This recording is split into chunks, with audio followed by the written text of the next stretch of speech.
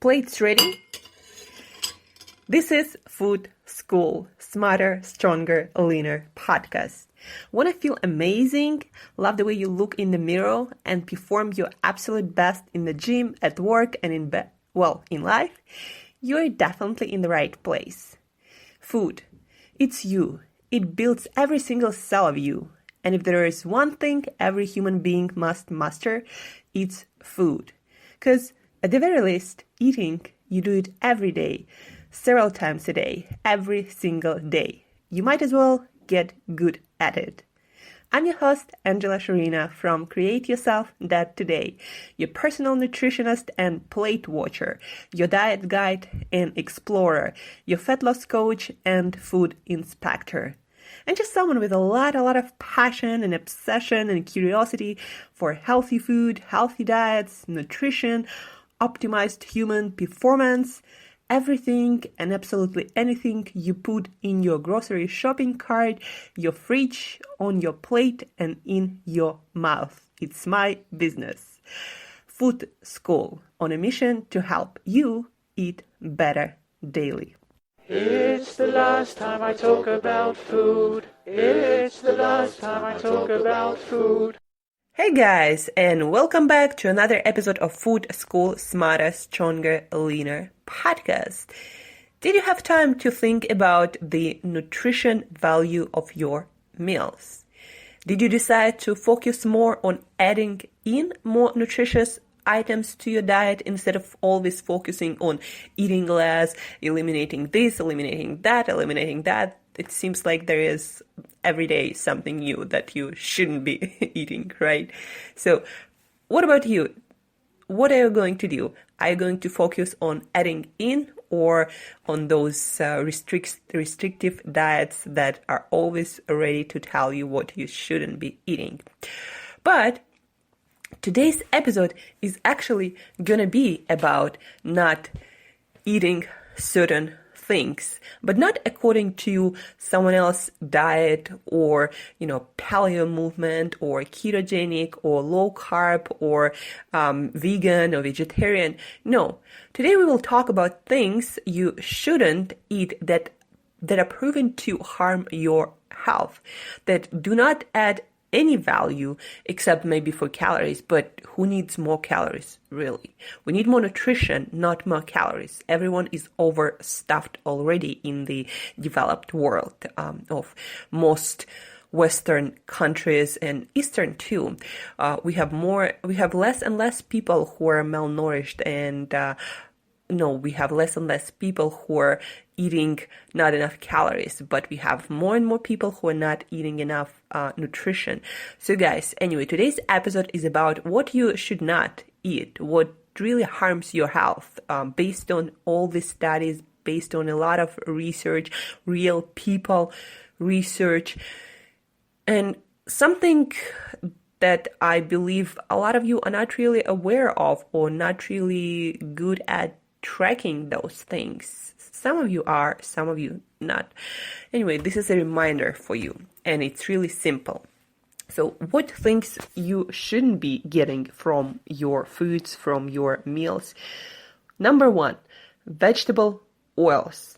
And by vegetable oils, guys, don't confuse the term vegetable oils for something like olive oil or coconut oil. No, those are amazing oils. And if you want to add some fats into your meals to cook on healthy fats, then those are probably the healthiest one.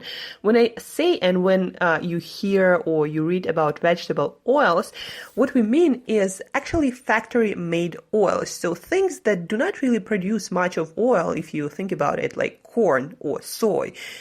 You probably don't think about those foods or food items, those plants, as something that produces oil, right? When you take corn, for example, or soybean, they're not oily, really. So the only way to extract oils and fats from them is by some really high processing made in a factory. And guys, what is left after that high processing is not something you want to put in your body. Those are artificially created, basically, fats that your body doesn't really recognize as food, but more of like a toxin. And they are proven to negatively affect your heart health, your blood sugar levels, your inflammation levels, and they will make you older. They make you older on a consistent basis if you take them in daily. So, we all know probably, or at least the majority of people know, that you shouldn't be consuming trans fats, and trans fats are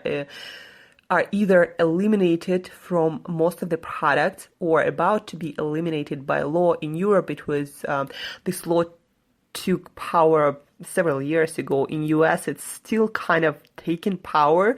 So food companies are advised to eliminate all trans fats, but probably to 2020, they're supposed to eliminate it at 100%. So you still might have trans fats in different products. So be aware of added trans fats that increase shelf life of products, and that's why food manufacturers started adding those fats until we figured out that those fats were not really great for us, like margarine, for example. Trans fat, you shouldn't be eating that. By vegetable oils, though, it's not as commonly known, and actually some of the vegetable oils can be marketed still to you as healthy, like, for example, canola oil. Not a healthy oil. It's a highly processed vegetable oil, highly processed factory-made oil that increase inflammation levels, that increase your chances of getting cancers, of getting heart disease, that make you older. So vegetable oils, guys, canola oil, soybean oil, corn oil, cottonseed oil, sunflower, safflower oil. So all of these oils are considered to be unhealthy by most nutritionists who are doing cutting-edge research and studies and who gather statistics from their own patients. So those oils, and guys, you think, well, I'm not consuming any canola oil or, corn oil or cottonseed oil. But look at the labels, nutrition labels at most of the processed foods.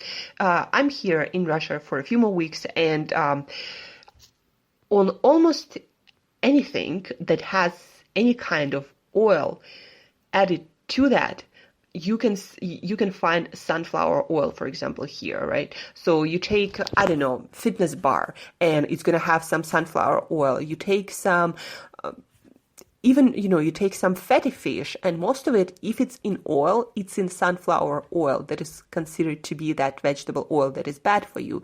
So vegetable oils, but then also, most importantly, a lot of you might be eating out. A lot of you might be getting your salads out. A lot of you might be, going out sometimes for dinner, sometimes for lunches, having some, dressings, or maybe your fish or maybe your meat will be cooked in some oil. So almost in every establishment, in US at least, not so sure about Europe, but a lot of establishment in Europe too, they still going to use those cheaper oils, because canola oil, cottonseed oil, corn oil, those all oils are much cheaper than something like olive oil or avocado oil or coconut oil. And when you have business to run, it matters. And those numbers can get pretty big. So a lot of restaurants, a lot of people working in the restaurant industry, they're not really major people on nutrition scene. So they're not even aware of the negative health effects of those oils. So my point is, when you eat out, when you get prepared food from most of the places, from your favorite supermarket that cooks those amazing looking homemade delicious meals, most of those establishments use some kind of vegetable oils. And you might be super careful about what you put in your body, but if you still get your food from food that is cooked in some sort of oil, and a lot of times you don't even know that it is cooked in oil, 90% of the time you're getting those vegetable oils.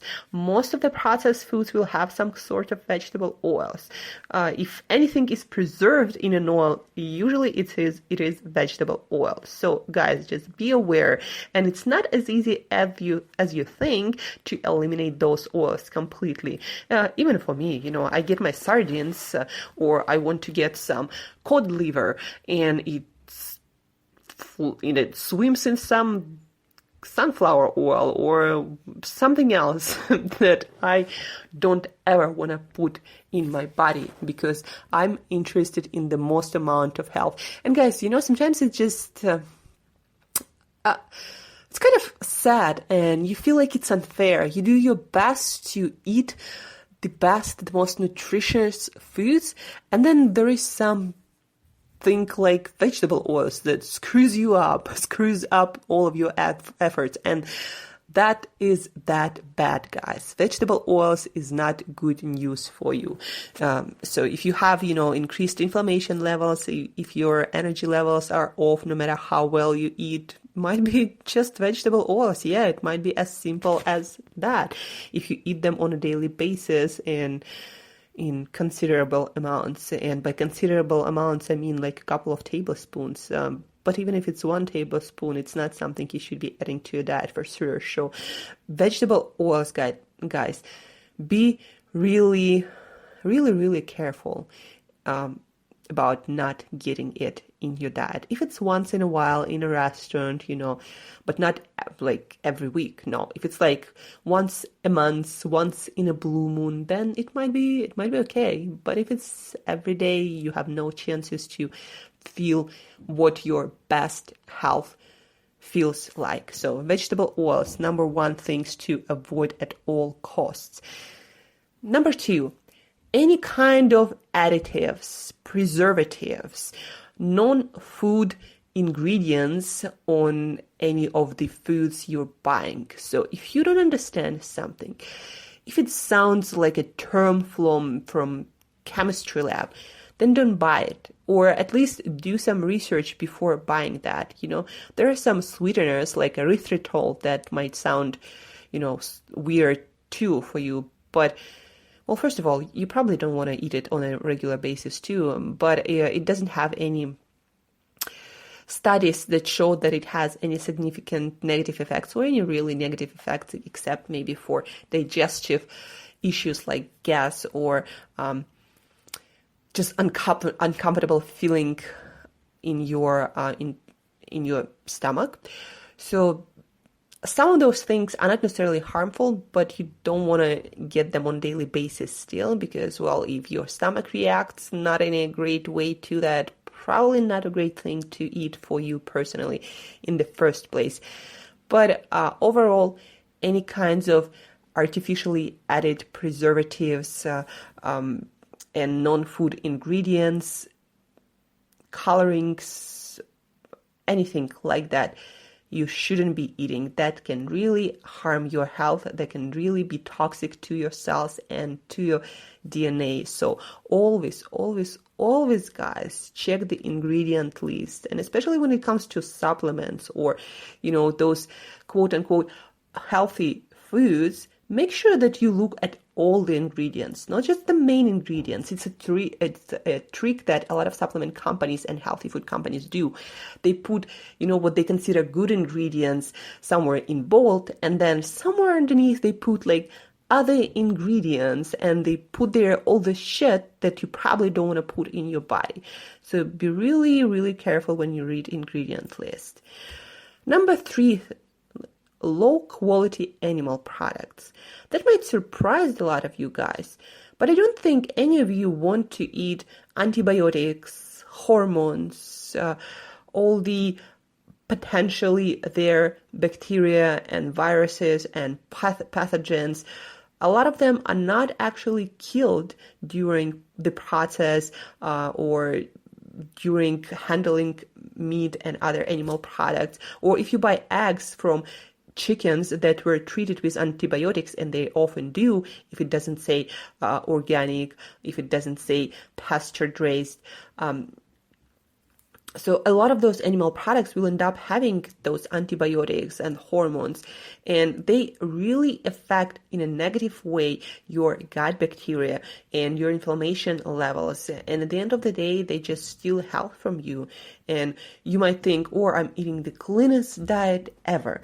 But if you eat low quality animal products and you're not sure how the cows or chickens or fish or anything, how they all treat it, if you're not sure, then the chances are it might be low quality product containing all these substances that negatively affect your health and make you older and steal your energy and just make you more prone to getting any sorts of degenerative diseases and any sorts of acute diseases and infections. So low quality animal products, and that also goes for products like dairy. For example, if you're consuming some sort of dairy product like yogurt or milk or whatever, and if it doesn't come from farms, then you shouldn't be consuming it. Just not worth it. Get your calcium from things like sardines. Did you know, by the way, that sardines are much higher in calcium than milk or yogurt? And also things like poppy seeds or sesame seeds are much higher in calcium than milk. But yeah, no low quality animal products. If you gotta eat your animal products, I love eating my fish and I love eating a lot of animal products, but only if they're good quality. If they're not, I just choose not to. So I find good quality animal products and then I consume only those. So those are the things that I believe you definitely need to avoid. And the extra point, to sum up, vegetable oils, any kind of artificial additives, preservatives, colorings, etc., non-food ingredients, and number 3, low quality animal products. And then a bonus point here is you should do the same. You should be as careful about what you put on your body, like body lotions or any kind of masks or whatever, like any kind of skin treatments. Whatever you put on your skin is going to end up in your body. And your skin is one of the biggest absorption organs. And so if you're putting on a regular basis some chemicals in your skin, it can disrupt your hormones easily. And it happened to a lot of women. Guys, not so much, because women are the ones who usually put the most stuff. So your body care should be organic. You should be able to eat your body care and not get sick from it. I don't recommend that, but that's how it should be. Your skin eats what you put on it, just like what you put in your mouth. Well, maybe not just like that, but kind of similar to that. It's all going to end up in your body. So your shampoo, your toothpaste, I took care of that long time ago. Your soap, anything, all should be organic, made from natural plant ingredients. So those are the things you shouldn't be putting in your mouth or on your skins. Also, I would like to talk about 3 questionable items on your menu. So they do not necessarily cause problems in all of the people, in most of you guys. Well, actually, most of you guys, they do cause some sort of problems, even though it might not kill you, even though you might really notice it. But when you overdo it, or when you overconsume those items, or even when you consume them a little bit on a daily basis, they just might steal a little bit of health every day from you. A little bit of health, a little bit of energy, and at the end of the day, you need every bit of energy and health that you can get. So those things, the things that we're going to talk about right now, are questionable items. So they seem to cause problems in a lot of people. Like number 1, for example, dairy products. I highly recommend for you guys to eliminate dairy for at least a month in your life and see how you go, and then reintroduce it into your diet and see how you do. Even if it's, dairy from farm, even if it's fermented dairy like yogurt or cheeses, just eliminate completely for a month, see how you do. Journal how your energy is, how your health is, how you feel on a daily basis, how your emotions are, and then compare it to when you reintroduce dairy. I don't remember the percentage, but a huge percentage of people cannot really absorb and digest dairy in the most efficient and effective way. Just always going to cause some digestive issues, and at the end of the day, it's going to increase your inflammation levels, and everything is just not going to work as well as it could. So dairy products, questionable item number 1. Questionable item number 2, grains and beans. So also, though different grains and different beans have different qualities, and you might be okay with, eating one bean or grain and not so much with the other, especially when it comes to gluten, and also preparation matters. Like, for example, when you cook your beans, you are supposed to soak them for about 12 hours and then cook them in a pressure cooker to kill all the lectins or those plant proteins that tend to cause a lot of problems when it comes to inflammation levels and immune response. But anyway, grains and beans also, I would recommend you to go 1 month without any grain and bean products. Also some nuts, so-called nuts like peanuts and cashews might also cause problems, especially autoimmune problems in a lot of people. So I would recommend to go 1 month without grains, without beans, without peanuts and cashews, and actually all nuts, just as an experiment for 1 month, and then reintroduce them and again see how you feel. And then questionable item number 3, any kind of processed foods. And by processed foods, I even mean juice. Like, juice is a highly processed food, because here is fruit, and then you put it in a juicer and you end up just with the liquid, eliminating everything else. It's a highly processed food that also goes bad really fast, meaning all the nutrients are destroyed. It can get acidic and cause inflammatory responses if you store your fresh juice for longer than it's supposed to be stored. But also, your protein powder is also highly processed food. So I'm not even talking about, all kinds of junky processed foods. So processed food is anything that is highly processed, guys. And I really highly recommend to eat as less processed food as possible. Most of your food should be whole foods cooked in a homemade kind of way. And then some processed foods of a good quality, like maybe a protein bar or whole food bar, or some other items, or maybe some good quality supplements, like, for example, collagen powder or bone broth powder. Those might be pretty good for you, right? But still, it shouldn't be main items on your meal plan. They should substitute, and you should be fine without them, ideally, right? So dairy, grains and beans, processed foods. And then when it comes to things like processed grains or breads and pastas and pizzas and added sugars of all sorts, I highly, highly recommend to you, for your optimal metabolic health and your optimal health in general and good weight maintenance plan, to have those things once in a while, maximum once a week, or special days, special celebrations. Those things with added sugars, with processed grains, processed foods, anything that you miss, that you would love to have once in a while, they should be once in a while foods. And most of your food should be whole, unprocessed foods, cooked, made in a healthy way without any vegetable oils or any added preservatives and additives, good quality without any antibiotics and hormones. That's what you should be eating most of the days. So to recap, things to avoid for sure: vegetable oils, those are sunflower, safflower, soybean oil, corn oil, cottonseed oil, canola oil. Number 2, additives, preservatives, non-food ingredients.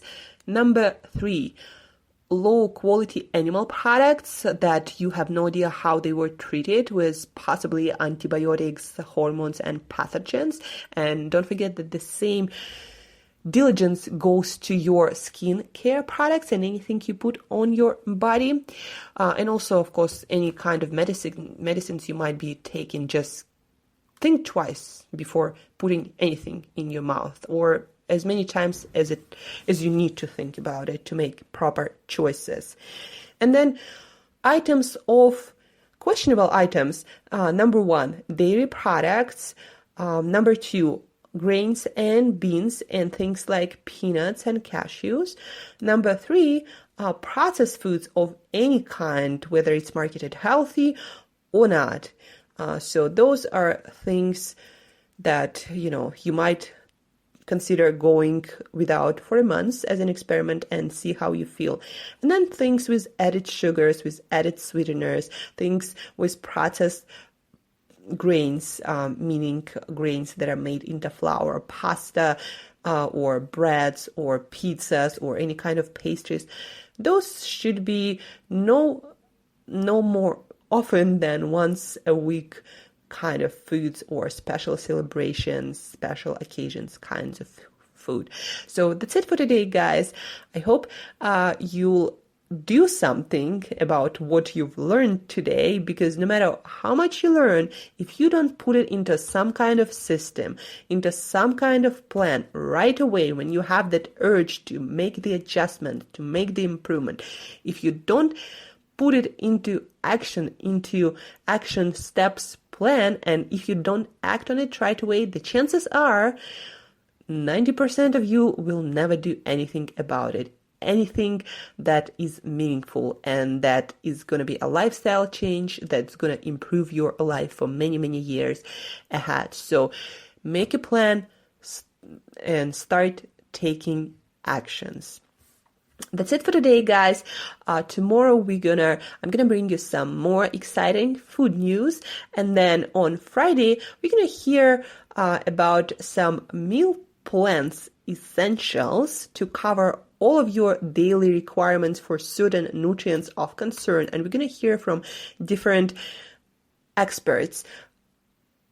Either I'm gonna be the voice who's going to read you their opinion about the most nutritious meals that one can have during the day, or they themselves going to speak to you. It depends how I'm going to get the answers. But anyway, that is all for this week upcoming. So stay tuned and make some plans to put into action what you've learned today. And as usual, till next time, eat better daily.